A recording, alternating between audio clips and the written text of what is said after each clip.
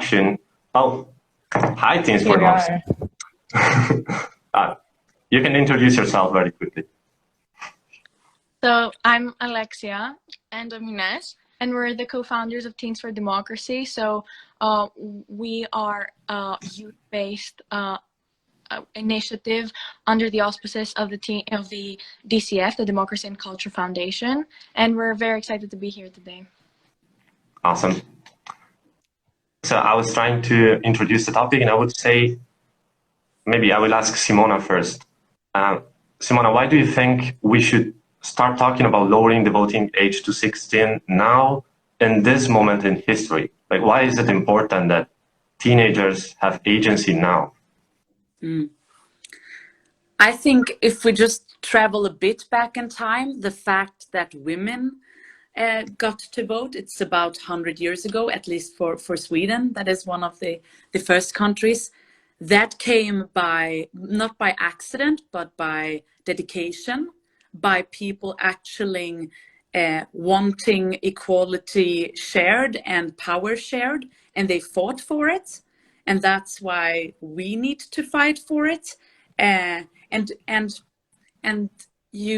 don't think there is a time or place in history that is as important now for our generation. And I will take myself and saying our generation, even if I'm a bit older than you, but for our generation than now, to actually be part of having the power, seat at the table. And that's how you get it. When you can vote, you can also vote for people like you or that engage in the same way as you. And that's why I think we need it more now than ever. Yes, that's a good point. Especially the idea of letting young people vote to letting more young people being elected. And that's actually, there's data demonstrating that when young people are voting, younger people are elected. And that, of course, is what we need now. Don't you think so, Sara? Yeah, sure thing. Like, honestly, even from the country where I'm from, gerontocracy is like a huge thing. So the government is mainly composed of like very old people. And most of the time, young people are not really engaging in the institutions, at least, which is, where the true action is made. Although we can see that many young people are actually engaging in demonstrations and political life outside outside institutions, so where politics is actually made. So the intentions are there, but not the means for actually making it, which is exactly what we need right now. Yeah, good point. And Ines, Alexia, why do you think now is important? I think that today's society is completely different than what it was 100 years ago. So teenagers today live in a world with technology, so we have access to news and information constantly. And compared to different times, this cohort of today's teenagers, we have different views when coming to our environment, to inclusion and equality, because we live in a world where every day we know that our planet is suffering and our planet is going to come to an end. We live in times where we don't that everyone should have the same rights, that everyone should be included, and that wasn't the same 50 years ago, because we were raised in different times. Gen Z has been the most vocal generation from all, and yet we are not included in decision making. So we are vocal, we protest, we try, we create petitions, but we do not get the legislative rights to do so. Okay, let me challenge you on this. So we're saying now is the time to lower the voting age, but think of your own countries. So we have Italy, Greece, and Sweden. Let's say there's an election upcoming next week. Do you think 16-year-olds in your countries would be ready to vote next week? Will they already have the tools to do it? Maybe Alexia and Ines, you can start. Okay, so definitely we can't claim that the education system is perfect or that teens have got the perfect political education. Nonetheless, yes, we believe that teens would be ready to vote in a week from now, because teens are mature enough, they are ready, they are vocal, they care, they're more informed than ever. They try to be vocal, they try to have a voice. It's not given to them, but if the mechanisms were ready and teens could vote, I'm quite sure voter turnout would be great and teens could impact the decision. Yes, I mean, although the education system isn't perfect, like Alexia said, what difference does it make when the second you turn 18, you can suddenly vote? Why shouldn't we be able to vote?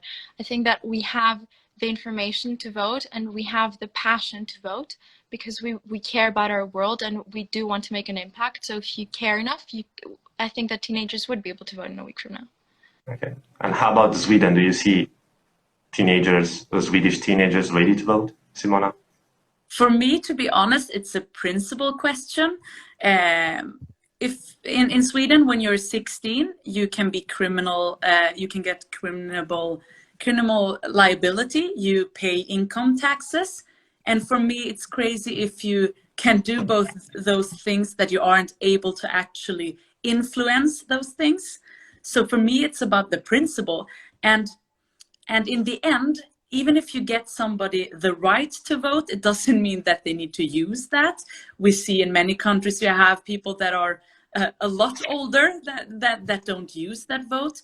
You can also see there is actually a study in Sweden that show that if you would have a voting age of 16 in Sweden, they can see a bigger turnout than between the years of when you're 20 and 25, because the engagement is bigger. So I think it's more of a principle question that rather if people are ready. Maybe some people wouldn't care about that right, but still you should give people the right to actually choose if they want to use it. Sure. And how do you see Italian teenagers, Sara?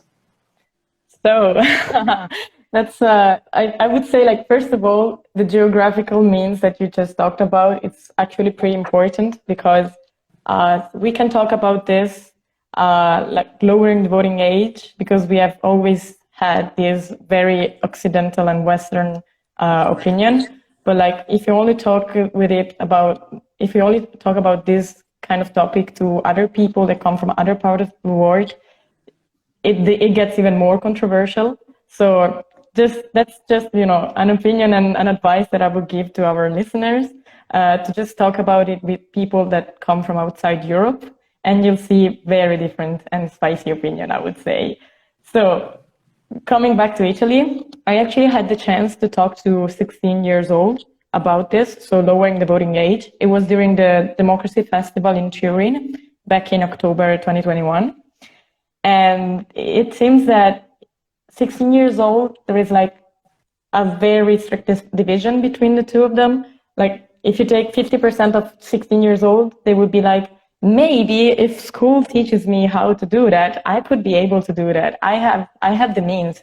I've always been engaged, you know, even Fridays for Future, which is like even controversial, that one, but like many movements are actually powered by 16 years old. So they would love to have the right vote. On the other hand, most of them, they just feel like they are not prepared enough and they should not be given this right. And they all propose the idea to have school taking that opinion, that preparation that might help you. But if we look back to the Italian constitution, which, you know, this is kind of, I'm getting a bit long, but I think that we should point this out. Political parties should actually give the population the means to learn how to vote and for who to vote. So political parties should help the population engage in politics, like explaining to people and to the population how to vote and why you should vote them and why you should not vote the others and stuff, which is like, it's okay propaganda, but it's not doing general propaganda. It's like having sort of lessons. And that happened in the very first year of our republic. But right now it's not happening at all. And that is like, why aren't we following the constitution, you know? Yeah. So it's a bit half and half, I would say. Yeah, I see what you mean. We probably lack a bit of background in education, and I know teenagers are very much involved. And as you all said, it's a principal question. that we should let them vote. But don't you think we need to implement a bit more politics in the education systems to make sure not only 16 years old, but also 30 years old have all the tools they need to vote? And what do you see the role of the education system is in this? Sara, you can. Okay. Oh, well.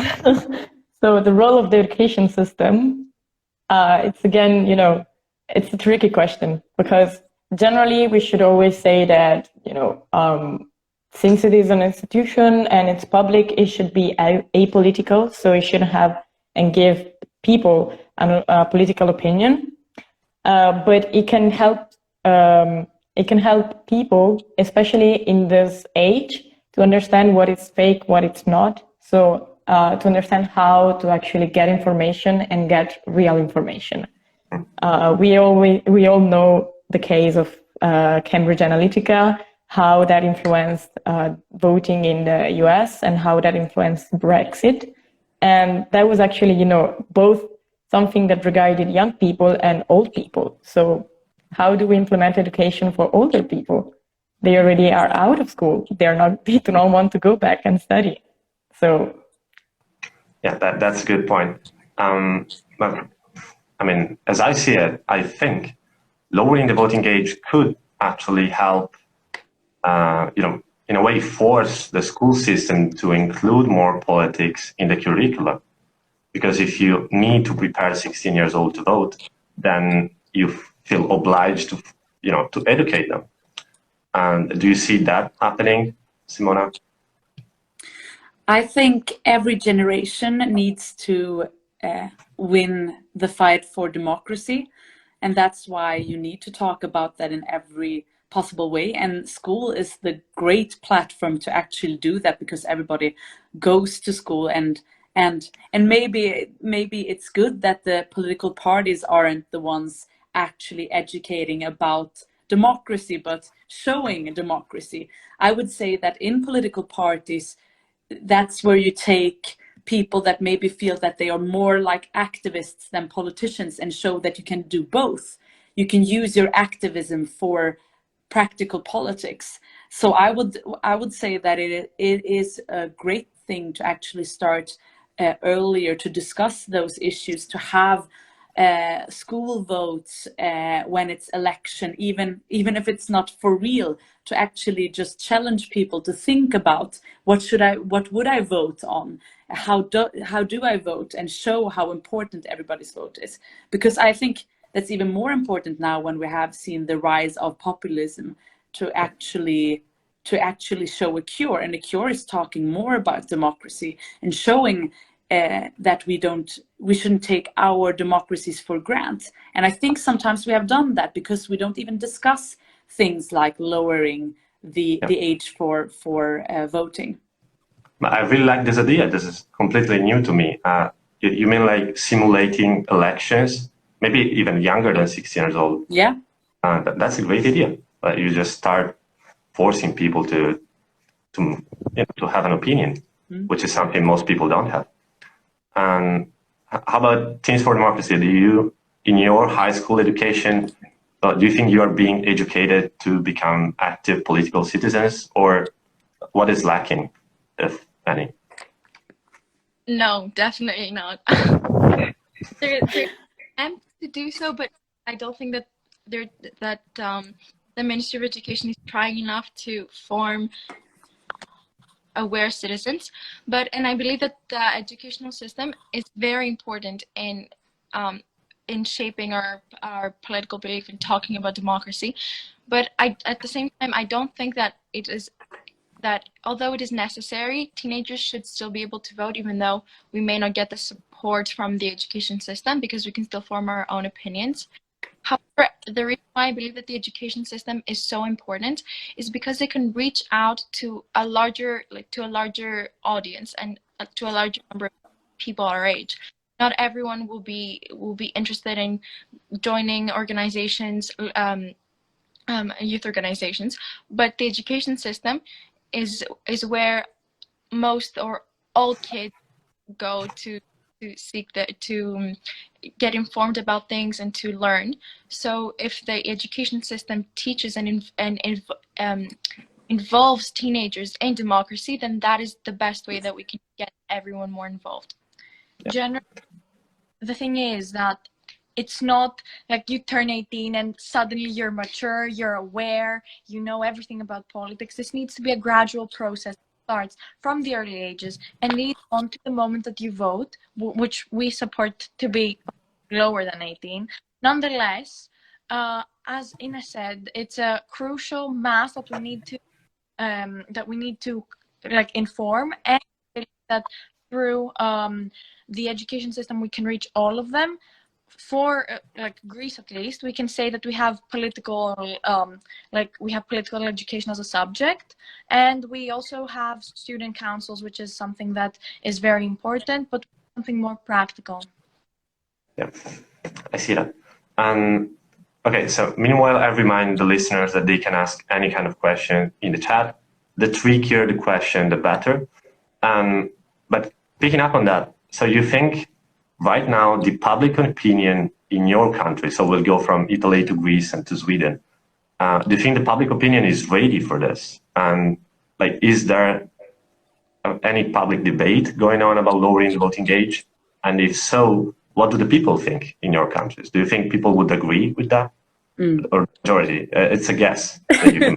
Yeah, it's a great question, and I want to be honest. I was against lowering the age, and I have been one of those people that have changed my mind. And I think we need to change more people's mind. But to be real honest, nobody ever wants to share power in the end. So like, of course, that people that are in power wouldn't say, of course, we should give more people the power to vote. Like I said, for example, when women got the right to vote, it was after fights and fights. There was a lot to do. So I think it's a debate, but it's a very small debate. It's a few small parties that are discussing it. But to actually get the big change, I think it's a lot harder. And maybe to be actually ask you a question is do you see yourselves as political? Because I think many times when I met some of you in Gothenburg a few months ago, I also saw the idea that, oh no, I want to be an activist. I want to change the world from outside, and that it would be too hard or too strict and too much work to actually sit in those rooms where the power is. So I wanted to hear your idea on that, if you actually see yourselves as a politician. Yeah, that's a great question. And I mean, it's definitely much easier to take part in a social movement like this and doing Instagram lives than, you know, signing up for a political party and actually taking position and having to do the work. And in a way, I am afraid a lot of brilliant minds of my generation are devoting energies only to movements. And, you know, social movements do not make decisions. They influence decisions. And if we let just all the rest of the people take the seats in the parliaments, then, you know, we're just acting indirectly over to them. And that's my fault as well, in a way. Like, I never consider party politics for me because it's not very, in a way, appealing to young people. And I'm not sure how we can change that. But talking to young people, party politics seems a bit obsolete. And it's much more fun to strike on Fridays and go to the streets.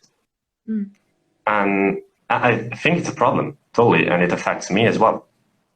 But Simona, do you have any idea of how we can fix that? How we can make party politics more appealing to young people?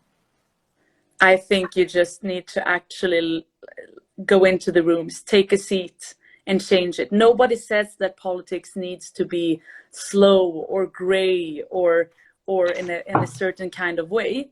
It will take a lot of you, a lot of energy, but do it, because in the end, I truly believe that you can change the world by pushing and throwing rocks outside of like the doors or the rooms where the decisions are made. But in the end, the only part when you actually can change is when you're sitting at the table, when you have the power, and you can do it your way. Politics doesn't need to be boring or old or yeah.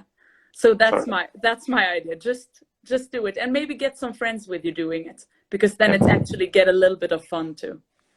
Yeah, and so let's say Teams for Democracy. Do you ever consider party politics as part of your life, like in the future? Do you see yourself there in a way, joining a political party?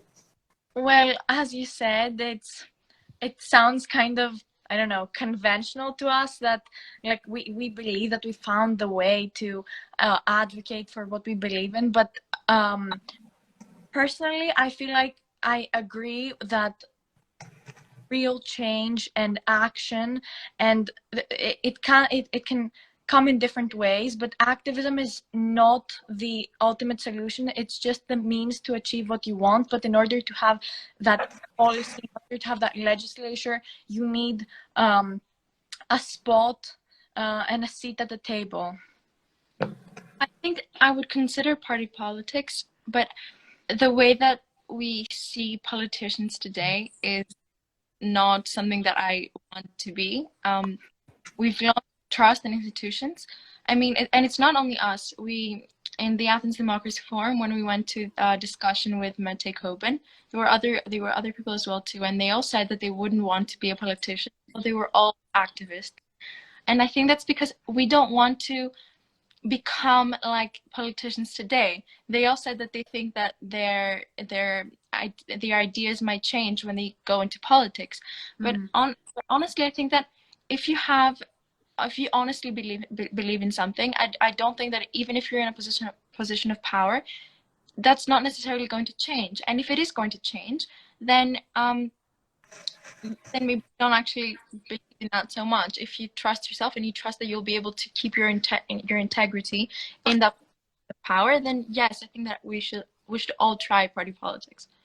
Okay, I mean, Sara is a dear friend of mine, and she's being part of different movements in a way, and different organizations, and none of them was a political party. But this happens with 99% of young people nowadays. Yeah, definitely. But what do you think about that? Like, honestly, I feel like I'm an outsider in this conversation, just because I kind of understood late that this might be actually something that I could follow on.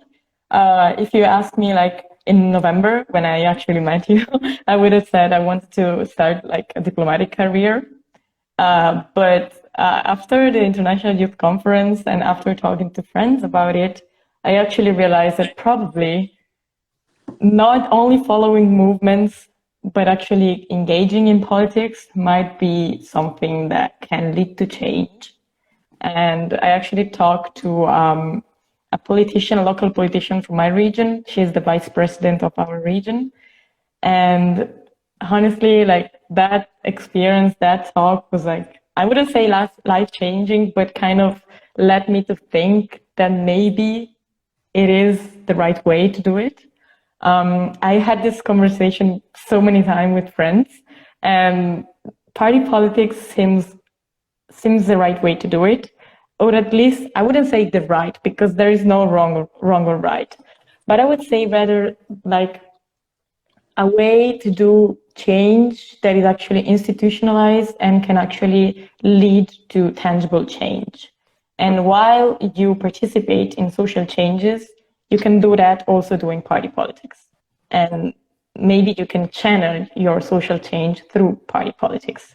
And honestly, for what I'm studying, I think that might be an option. It makes a lot of sense to me, and it's very related to the questions we were talking about. Because, as I said before, party politics, it's very not appealing to young people, and that's a problem. And to solve this, I think we need to rejuvenate the idea of politics. And one way to do it is letting young people vote.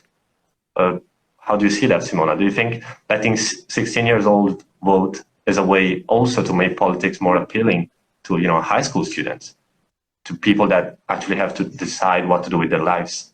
I feel like this could lead to a cultural change in the way we view politics. Of course, it will lead to a cultural change. It's just, as I said before, it's the same as when the women got the rights to vote. It will lead to a cultural and social change.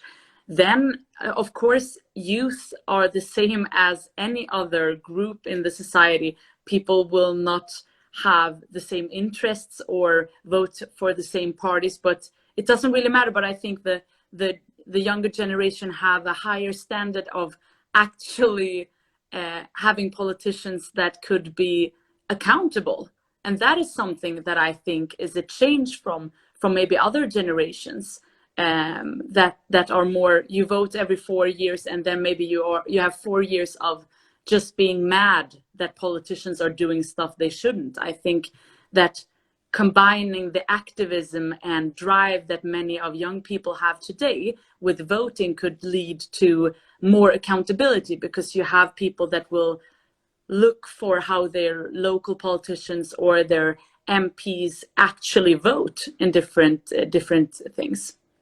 Okay, but if we're talking about lowering the voting age and letting 16-year-olds vote, in a way, what I hear often people say is that these people, 16-year-olds, are not independent or mature enough to make independent decisions, and so they would rely on their parents' opinion.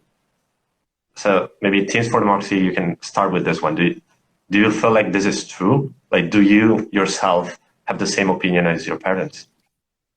First of all, I don't think I have the same opinion as my parents.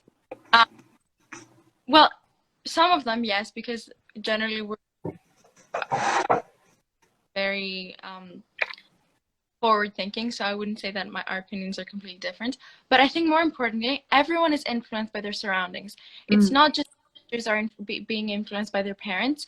This is how a society works. We influence each other, we change each other's opinions, and that's how we grow as well and we develop. Because if we stayed with the same opinions, for example, Sara, you said that you changed your opinions on party politics because of the youth conference. And Simona, you said that you changed your opinion on voting age, and that's how it should be. That's how we all we all should continue to grow, because we learn from our surroundings. And like you were once influenced by your parents, or we're influenced by our parents, by our school system, by our politicians, by our living situation, then that's the same thing. Of course, teenagers are influenced by their parents, but we're all influenced by our parents, by our surroundings, and that doesn't mean that our opinions are less valid than other opinions. Yeah, I definitely agree with what Ines said. I think that the teenagers are not mature enough, and they are volatile narrative is something that has never had like a base. Yes, of course, teenagers are influenced, but everyone is influenced. And of course, having that influence is not negative, and we don't know why influences are portrayed as something negative in society. Politics are all about listening to different opinions, right? So even if you agree, even if you disagree with your parents, listening to their opinion might help you form one. Sara, do you have the same opinion as your parents, and how do you see that? Oh, well, no.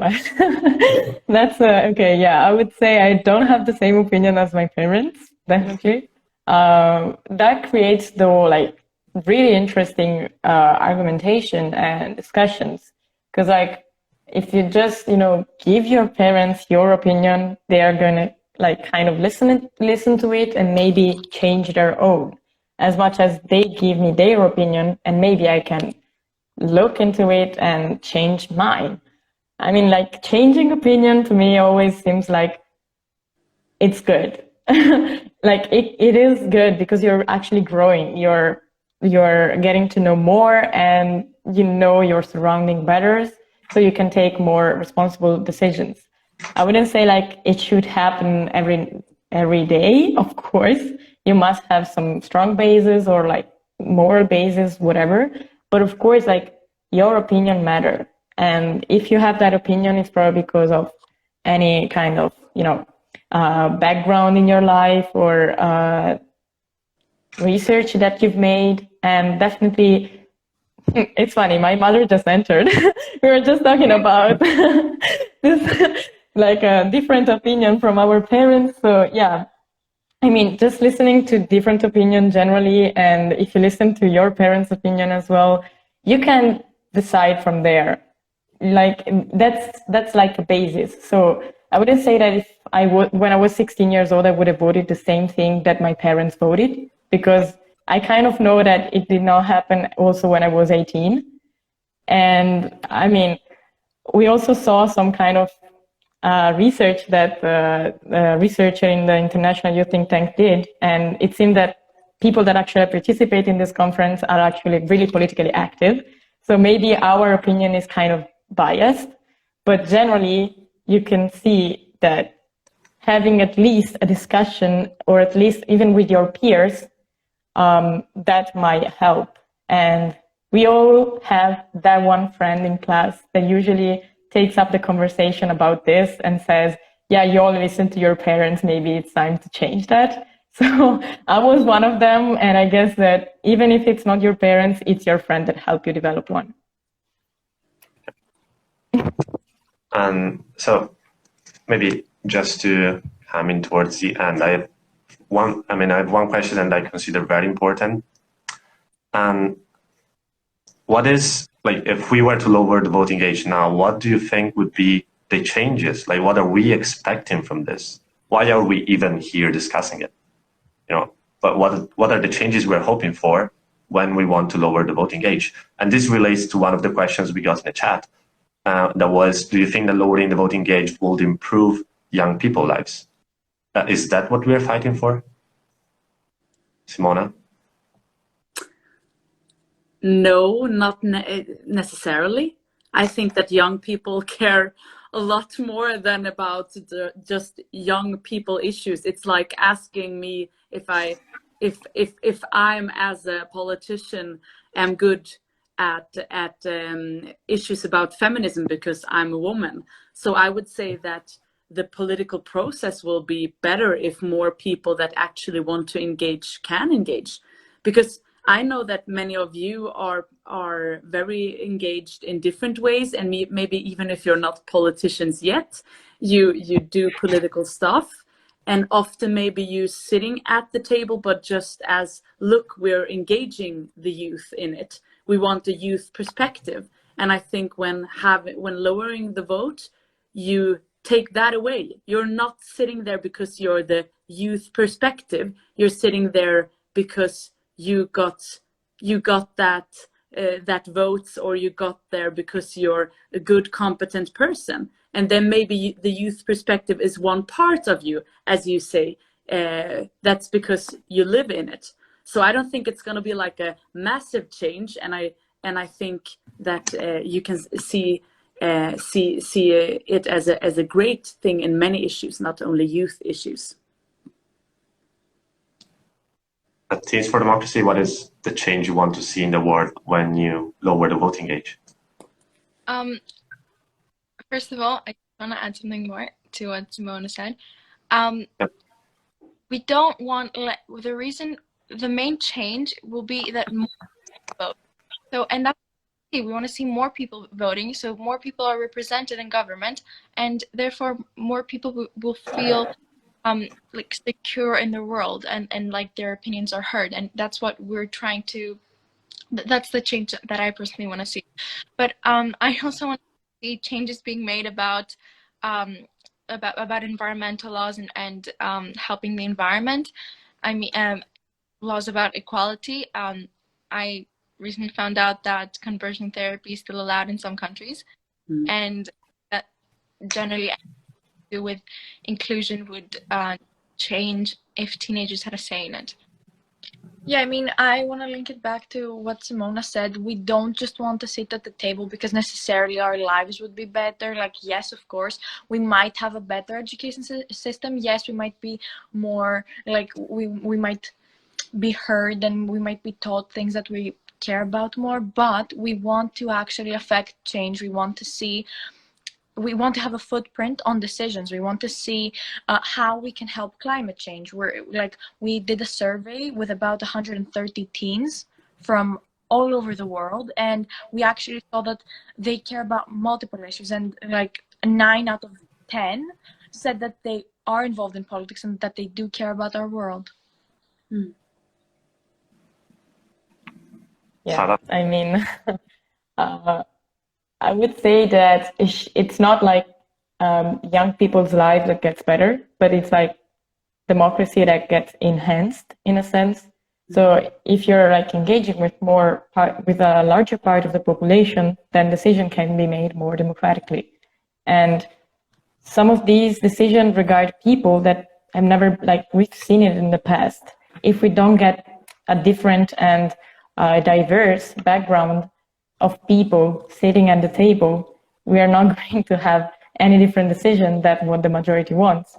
Like, we are not even having kind of problems that rise up, even though we know that we might have problems. If there is not a person that represents them at the decision table, where everything is made and everything is created in terms of tangible change, we don't have change, and we just stay in the status quo that maybe not many people like. And for what concerns like the question that rise up both from the chat and from your opinions, one was, of course, as I just mentioned, youth life could improve, but it's like the general well-being as well as leadership. There was a question about leadership, and I had the chance to talk about this as well with many friends. And the thing is, you can have, for example, a female leader. That doesn't make her feminist. That just makes her a female leader. The same thing would be for young people. If there is a young person that is actually like sitting at the table, it doesn't mean that like it represents the whole young people. And if we actually have many people that sit at the decision-making table that are from different background, different age group, different anything, like ethnicity as well, that makes the real change. But if we do not even allow that, if we don't have the option to make that decision, to make that, a thing, nothing is going to change. So we can count on leadership. We had like some young leader still of social movements, not of politics. But if we don't allow them, and if we don't allow a lot of them to actually take part in this, nothing's going to happen. Yeah, I totally agree. And I really like the point you made. You basically all mentioned it in a way that, as with all inequalities, giving rights to the minority also benefits the majority. And that happened, with women's rights. Men are, enjoying the benefits of it as well. And that happens with race. White people living in a more equal society benefit from the rights that are given to people of color. And so I see we should kind of overcome this dichotomy, old and young, because old people would benefit from this as well, because you have more forward-thinking ideas, because you are less likely to set this planet on fire if you have young people voting. And this benefits everybody, not only young people. So I think this is a nice line that we can take away from this. Do you see any questions in the chat? Can I ask gently about the leadership? Because I think this is a quite crucial element about lowering the voting age. Because as future adults, I have to imagine a teenager capable to influence and make potential change. Yes. I kind of already answered to that. So if anyone wants to join, please. Yeah. And also, like, all the ones that are watching right now, they can drop any question, and we are more than happy to have our thoughts on that. Yes, we're definitely in the Q&A part of this. Yeah, exactly.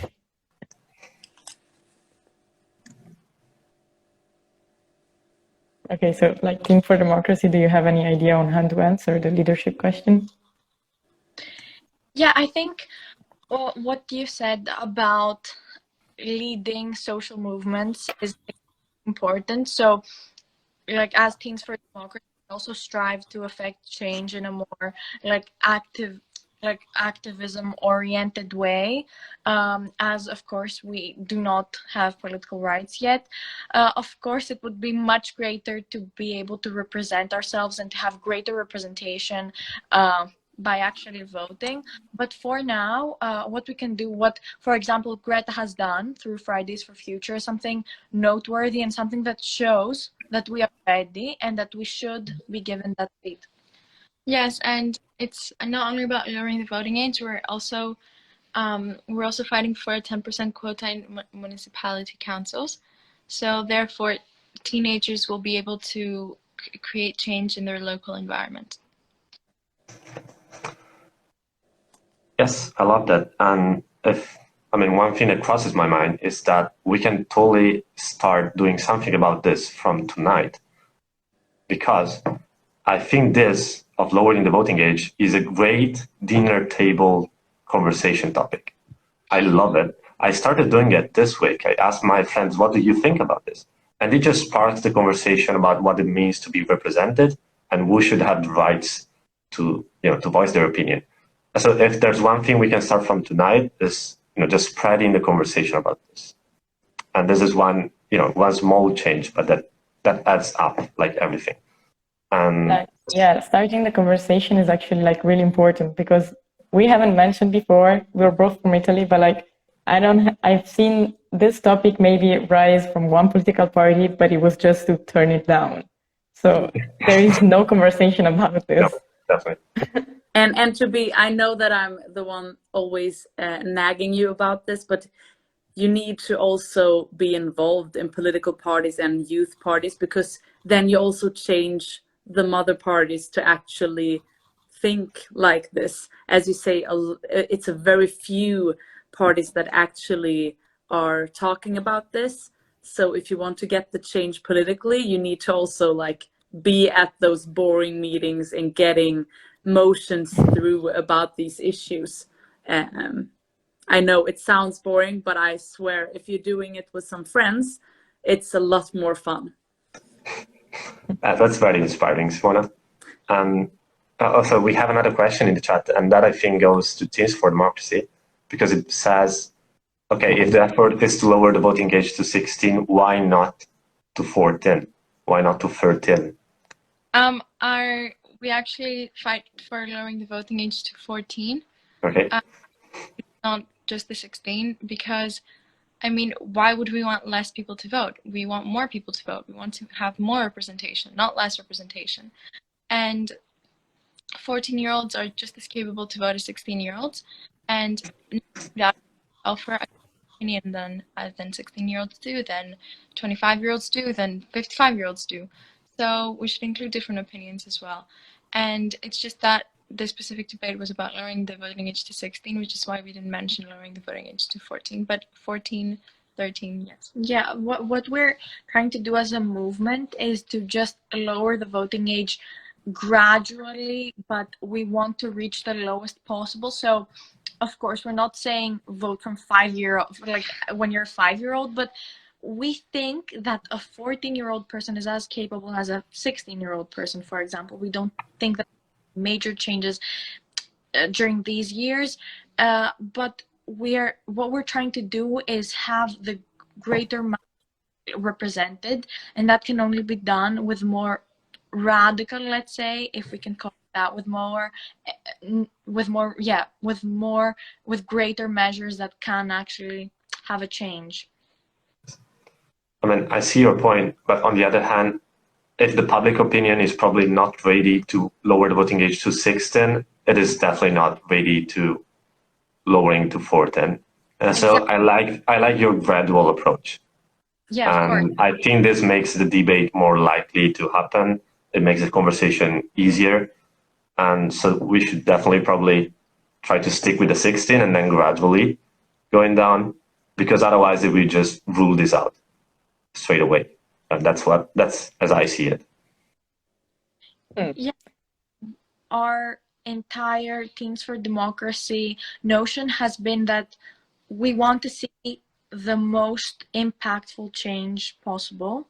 Of course, we cannot start with a huge change. We want baby steps, and these baby steps can be, for example, a pilot project of certain teens participating in municipalities. That's a step that seems small, but it's something large. If this succeeds, we can have a quota. We want a progress, and we want to see that in the next years. I like the idea of gradually approaching to politics. And I mean, if we have to say like there's a difference between 14 or 16, honestly, I kind of got into like politics, kind of, you know, there was this project in my hometown that was like making local elections, but like for children. So what we mentioned before, it actually happened. I was the mayor. It's kind of cringe. If you look it up online, you can see like some images of me wearing. How old were you, Sara? I was in 8th grade. So yeah, so it was like 13, 14. What a young mayor. But like, I wouldn't say that at that time I could actually understand it, because I was like, I did not have friends that, for example, engaged in society as like, when you're 16, you can start working, you can start taxing through your work. So like, I see why it could be even more controversial to lower it at 14. And if I have to have an opinion on that, I would say that we don't like, at that time, even though I had the means to know how to bring out like, you know, a political campaign and to bring out ideas, I really did not know what it means to have them politicized. And I would like that should not discourage your project, in the sense that maybe we just need something to change it, like to change what happens when you're 13, when you're 14. Like, you should just be more aware at that age, and we can do something about that. But yeah, definitely at 16, I really had clearer idea on at least which political party I wanted to follow. And if there is one thing that comes out also from the data, is that when you're probably like 16 and you get the right to vote, maybe you're really influenced by your family. But at the second time, since you now know how it works and what happens, at the second time that you go voting, you know exactly what's going on, and you have the chance to actually understand what is voting and how you should inform in order to do that. So, can I? Yes, of course. Well, I'm not even 16 yet. I'm 15, and I think that honestly, baby steps are not always the right approach. We need to be firm, and not only that, there's an age bias in the voting system. So there are more old people voting than young people are voting, because, well, we can only vote from most countries 18 or 17 plus. So if we lower the voting age even further, and not just 16, that means that the voting age kind of balances out. So it will never be balanced completely, because you can vote until the age of basically until you die. So but lowering the voting age even further allows more young people to vote, and not only that, there will be more 16-year-olds voting. And what you mentioned about when you're 16, you may be more influenced by your parents, or you may not have a completely uninformed point of view. But if you lower it to 15 or 14, then when you're 16, you will have an even more complete point of view. And I mean, there's even a professor in Cambridge that says we should 6. There are a lot of more radical and more extreme views on lowering the voting age. Because Simona should, something else. Maybe, because I think, like you said, you can also do it differently.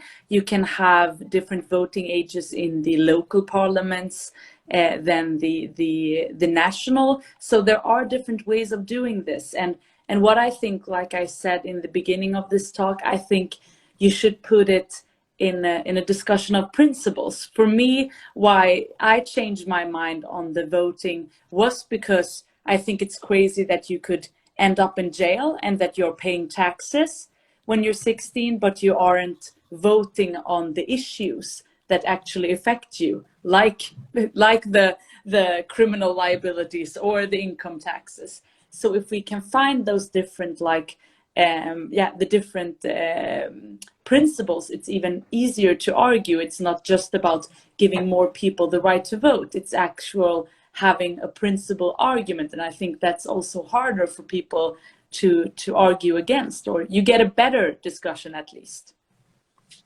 Yes, and like following up on that, when voting age was lowered to 18 in the United States, and that happened in the 70s, so only 50 years ago, you needed to be 21 to vote. And when they lowered it to 18, the slogan for the campaign was, "We are old enough to kill, but not for voting," because they were going to war at 18, but they could not have the right to vote on that war. And so I really like this argument, Simona, that we should actually consider the steps you're taking at different ages, and what your responsibilities are at those ages, because that makes it very valid as an argument, because then it gets to a conversation on, rights and duties. Taxation without representation. Yes. And so yeah, 410, that's probably a bit extreme now. I'm not sure. Like you probably need to go gradual, as I see it. And as you said, Teens for Democracy, you probably need a change in the system before that. So you need to lower the age of different things as well, not only voting, to hope that 14 years old will be allowed to vote. But yeah, that's another topic, I guess. We can have another conversation on that if you want. All right, do you see any more questions in the chat? Because I don't. Okay, this lasted way longer than expected, but time flies when you're having fun, I guess. It was really nice for me to talk to you, and you're all very, very knowledgeable in this, and you made great arguments. And I hope people at home will start sparking the conversation. And Simona will hope we will join a political party tonight, but not sure if that's going to happen so short. But thanks for inspiring this. And do you have any last words? No, you can always, if you actually do decide to go in a political party, whatever political party it is, and you need somebody that you want to talk to or just want some help with how to process the whole thing, you can always text me or something like that. You find me on social medias, and I will try the best to make you feel like you're saving the world, even on gray meetings with old people in a political party. This is amazing. All right. Thank you, Simona. And thank you, Sara. Thank you, Teens for Democracy. Thank you. Thank you. This is probably going to happen again, so stay tuned. Thank you. Definitely. Bye, everyone. Nice evening. Bye.